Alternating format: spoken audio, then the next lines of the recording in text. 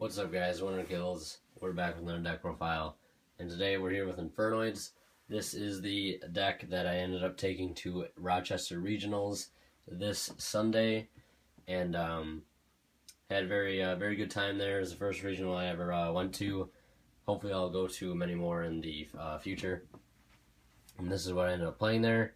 I ended up going X4 and 8 rounds of Swiss. There was 157 people there, and I got 54 out of 157, which I'm alright with that. My original goal was to at least break even with wins and losses or better, and I ended up doing that. So I'm happy with that. I ended up doing better than one of my friends who went there with Clifford.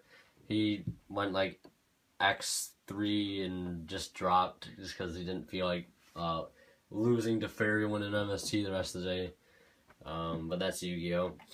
The rest of my friends ended up playing lacrosse basically, and they all did really well. And my one friend we went with actually took first playing lacrosse, and so very happy for that in our group that we went with. So we ended up playing against Clifford in the final. The top 4 decks were Clifford, and lacrosse, Clifford, which, I mean, what else could you expect? But I'll go ahead and show you guys what I was playing, and at the end, if there's enough time, I'll go ahead and run through my matchups, because I can only record so much on my phone at a time, just because of how little space there is. So yeah, we'll go into the build. I'll explain some of the key changes that I made. 2 Entra, I didn't like the bouncing effect that much. Never ever really used it, and I feel like bouncing things back to hand is not too relevant right now, especially because they can just reused next turn. 3 Harmatic, just being able to pop any monster regardless of position is really good. 3 Harmatic, or 3 Petrulia, really good in the Clifford matchup. You can keep popping their scouts. 1 Piety. This kind of took the place of the Entra. I'd rather play this over the Entra, just because if I can summon it, it has 2200 attack, and it'll discard a card out of their hand, which can be beneficial. And it's also really easy banish fodder for your summons. I never actually summoned it once, but the option was there many times. Next, played 3 Sightsmiths standard. The guy really good in the Clifford matchup, because you can just beat over one of their guys, the sacrifice equipped to it, and then banish the sacrifice and not have to worry about them getting the search. Next, we have 3 Atondal, the guy who attacks twice. MVP the entire deck. I wish I played like 6 of these guys. It's so good to play. I don't know why some people like to play 2 of this card and then 2 of the level 7. You have to play like 3 of each, because these are the guys that end up winning you the game. Next, we have 2 Anuku. I wanted to play 2 just so I could see it more often, and being able to have that negation of spells and stuff was really good against Clifford, which I felt like would be a hard matchup. But playing 2 is fine. Like, you don't ever really need to summon 2 in a game, or 2 different ones, so you can end up banishing one for the other, and works fine just that way. Next, played 2 Card Trooper for normal summons. I felt like Card Trooper is obviously an amazing card for this deck. I really hope it comes back to 3 in this next list. And another awesome combo with this guy is like summoning 2 of these in the same turn, whether it be by Reasoning or Monster Gate, and then summoning one of these guys and blowing up both of them and drawing 2 cards. Just because that's an amazing combo to go into. And then lastly, 1 Blaster. I didn't play any Lightsworn. I felt like it was too inconsistent, and I would just rather be milling more Infernoids off my Reasonings and stop having to worry about them going for the classic call 4, hit the Raiden, hit the Lila, when every time my opponent called 4, and they always called 4, you know, that first round, or 7 for some reason, I'd mill, and then I'd never hit that 4, I'd never hit the 7, I'd always hit the Card Trooper, and I'd mill tons and tons of Infernoids off of it. It's so much more consistent without the Lightsworn. It's so much more better, and that's the way I recommend playing it. 3 Reasoning, standard, 2 Space, because I didn't really want to lose to Bandy's Emptiness, you know, having an out to it in the main board, so I had to play it. 2 Miracle Dig, 2 Hand Destruction, really awesome card to get your combo pieces going, to get some stuff in graveyard, and help your opponent lose combo pieces. And it's also very nice if you play it strategically against certain decks and they go to, like, per se Necroz, they'll go Kaleidoscope. You activate this, and if they have like 3 or 2 cards in their hand,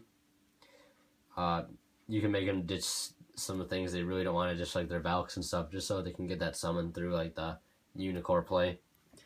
Next, we have the Monster Gate, 1 Burial, 1 Book, 1 Void Seer, and lastly 1 Raigeki. So spells were awesome. I really like that.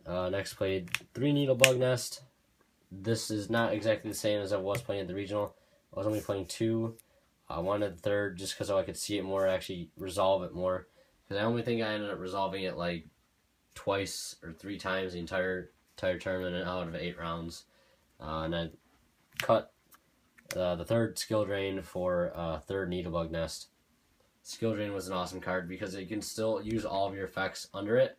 Unlike your Lightsworn stuff, card trigger can still mill under Skill Drain because it's cost to mill. The effect is the gaining of the attack.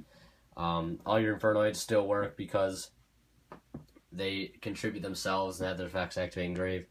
And it's also really good with this guy because he'll stay in the field.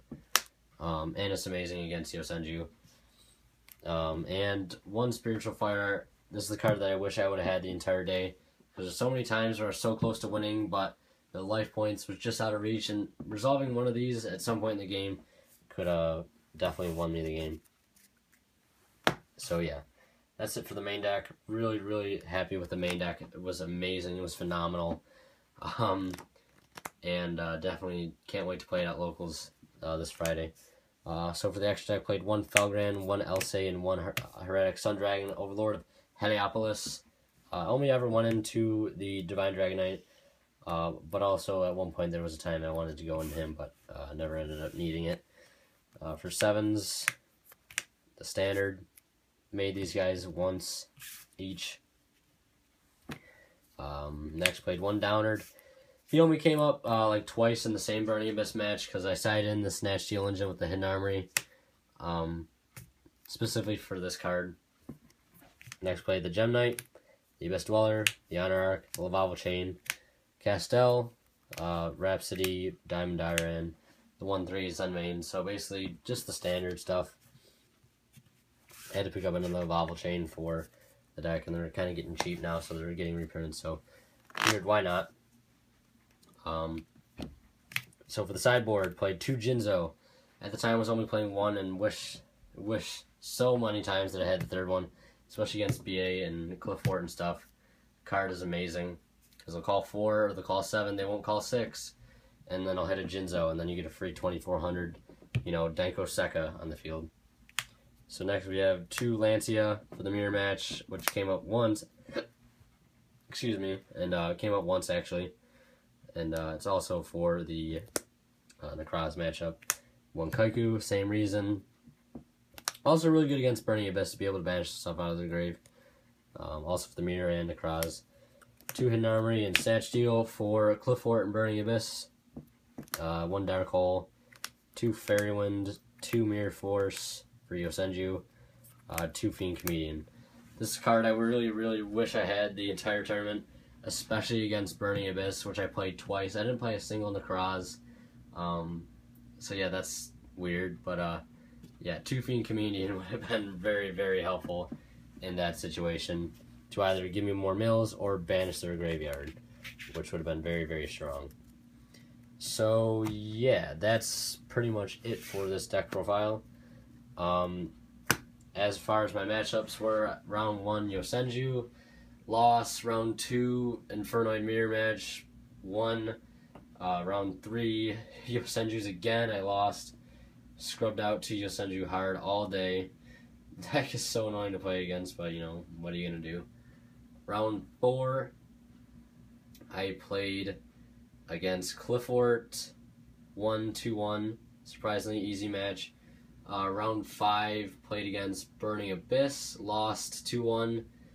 Then round 6, played against Shadal, won 2-0. Round 7, played against Zombies, 2-0. Round 8, played against BA again, and I lost 2-1. I was so mad because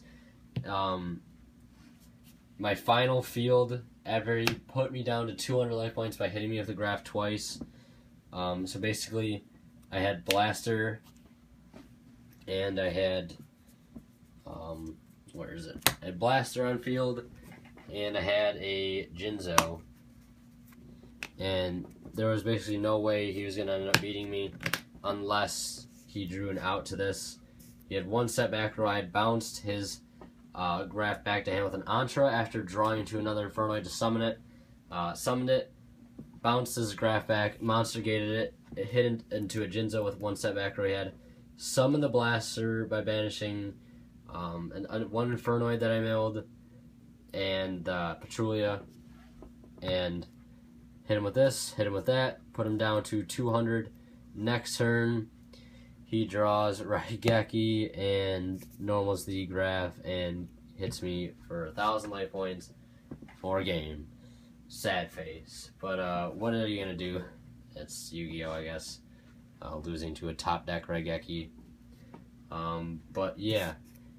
That's it for this sort of tournament report. No, I didn't actually win this mat. I bought it off a friend of mine because it looks so cool.